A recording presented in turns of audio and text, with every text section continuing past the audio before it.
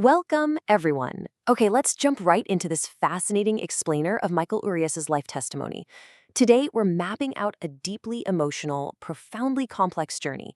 It's a story that takes us from the absolute depths of childhood trauma and generational pain all the way to a sudden, terrifying stage 3 cancer diagnosis in his 20s.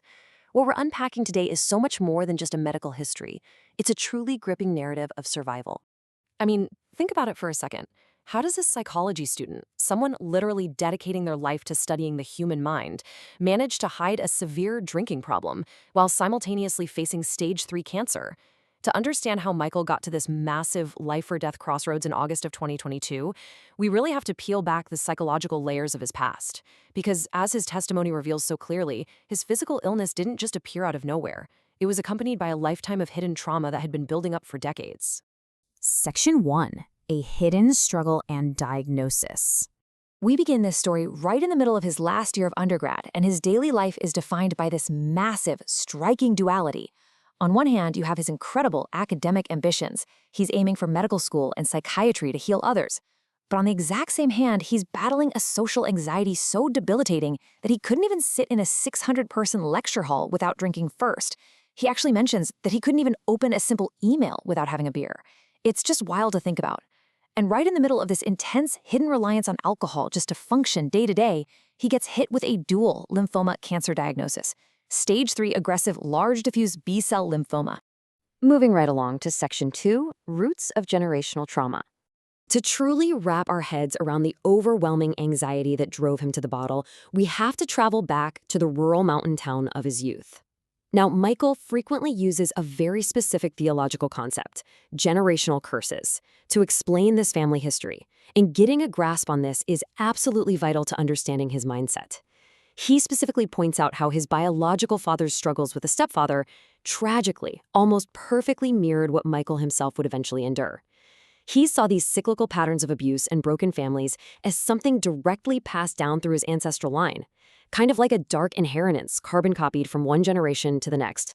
The sheer volume of adult pressures placed on his shoulders as a young boy was just immense. Born to very young parents, he survived an abusive biological father incredibly early on. Then, at just 5 years old, his mother actually gets on her knees and begs him to take his new emotionally demanding stepfather's last name. At that exact same age, because he liked to have adult conversations with older people instead of, playing like a normal kindergartner, he gets bullied at school. He innocently agrees to a slur without even knowing what it means, which is an event he now looks back on as a demonic agreement that deeply shaped his youth. By age 8, he's baptized in the local Mormon church, desperately seeking some sort of divine help. The really crucial takeaway here is that his home environment was constantly fraught with intense physical and verbal abuse. He notes, "I literally walked on eggshells, on the front of my feet so no one could hear me walk." He literally had to tiptoe within his own home just to avoid making a sound. And whenever he tried to speak up, the adults in his life just gaslit him, telling him it wasn't that bad or that it was somehow his fault. Those profound anxiety and survival mechanisms were so deeply hardwired into him that they lasted well into his 20s. Which brings us to Section 3, Escape to the Desert. This relentless pressure cooker at home eventually forces him to run away, kicking off a sequence of events that escalates incredibly fast. He first runs to a neighboring town, bouncing between a grandmother and an aunt who is just resentful and cold to him.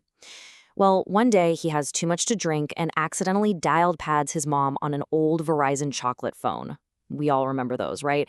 Anyway, she realizes he's intoxicated, and this accidental phone call triggers a terrifying response. Right after attending an LDS church service, he is essentially abducted by 2 men. They throw him in a car, drive him across state lines, and drop him in a privately run, high-security Mormon-owned reform facility in the middle of a desert that he describes as absolutely horrendous. But Michael doesn't just sit there and accept this. No way. He plans an escape. This facility is built sort of like an outdoor Motel 6, but completely in the middle of nowhere. Michael executes this desperate, adrenaline-fueled escape plan perfectly. He waits for the other boys to brush their teeth, ditches the restrictive prison issue clogs they make them wear so they can't run, leaps over a 9-foot perimeter fence, and sprints blindly through the pitch-black desert. He eventually finds a young girl playing on a swing set and borrows a phone to call his mom for a rescue. But, tragically, His mother completely downplays the severity of his situation over the line, just telling him it's not that bad. He is ultimately recaptured as floodlights and sirens swarm the desert looking for him, but he notes that the reform school gave him one chilling piece of advice before he finally left. They told him, "You'll leave this place changed, but the environment you came from won't have changed." And sadly, that proved entirely, devastatingly accurate when he was eventually sent right back to his abusive hometown and his stepfather. Section 4. Finding Peace and Identity. Fortunately, just before his junior year, a lifeline actually appears. He's rescued by his favorite aunt and her husband, who bring him to live with them in the city. And for the very first time, Michael experiences real psychological relief. It's like night and day.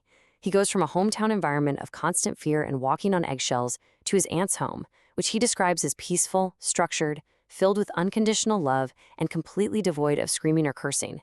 It finally gave him room to just breathe. During this long-awaited period of stability, he really begins exploring who he is.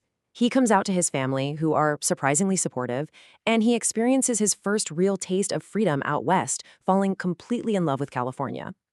Now, it is important to note here, as we explain his testimony impartially, that Michael frames this entire subsequent 10-year period of homosexual relationships and identity exploration through a very specific theological lens today. Looking back, he now considers that decade as a time of homosexual lies and drunkenness that occurred outside of God's ordination. Which leads us to Section 5, Faith, Cancer, and Healing. That theological lens brings our entire narrative full circle, crashing right back into August 2022. Facing a terrifying Stage 3 aggressive lymphoma diagnosis while still battling hidden alcoholism and personal demons stemming from his past, Michael turns fervently to his faith for survival. He is balancing an extreme medical reality with an intense spiritual response.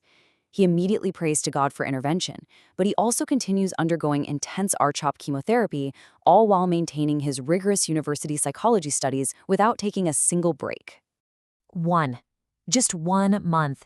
That is the single month it took for him to be entirely cleared of his aggressive Stage 3 cancer. He notes that he initially lit up like a Christmas tree on the medical scans, but within 30 days, he was healed, completely shocking his doctors who just couldn't believe the timeline. Michael explicitly attributes this rapid, miraculous healing to God. He uses it as the definitive turning point in his lifelong search for safety. While we're remaining strictly impartial to his specific religious conclusions in this explainer, we can clearly see from the source text that Michael views his survival not just as a lucky medical victory, but as a literal divine rescue.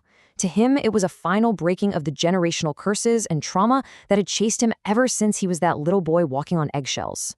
Ultimately, Michael's testimony leaves us with a profound look at human resilience. It challenges us to consider the incredibly complex ways we survive our pasts just so we can face the battles of our present. And it leaves us with this final thought to ponder today. If our earliest traumas wire us to constantly run from danger, over desert fences and away from our hometowns, how much of healing is finally learning when to stop running and simply ask for help? Definitely something to think about. Thanks for joining me for this explainer, and I'll see you next time.